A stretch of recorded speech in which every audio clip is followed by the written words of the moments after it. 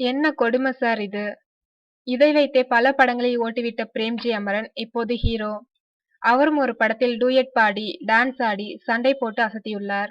அந்த படம்தான் மாங்கா. பெயருக்கு ஏற்றாற் போலதான் பிரேம்ஜியின் கேரக்டரும். இருந்தாலும் கடைசியில் அதி புத்திசாலியாக அவர் உருவெடுக்கிறாராம்.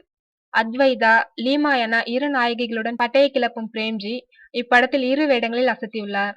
இப்படத்தில் பழைய காலத்து பாகவதராகவும் இளம் விஞ்ஞானியாகவும் இரட்டை வேடங்களில் வருகிறாராம் பிரேம்ஜி. படத்தில் இரு நாயகிகள் லீமா மற்றும் அத்வைதா.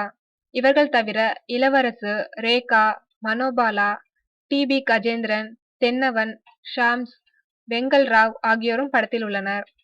இந்த படத்தில் சிவாவாக வரும் பிரேம்ஜி தன்னை ஒரு பெரிய விஞ்ஞானியாக நினைத்துக் கொண்டிருக்கும் அடிமுட்டாள்.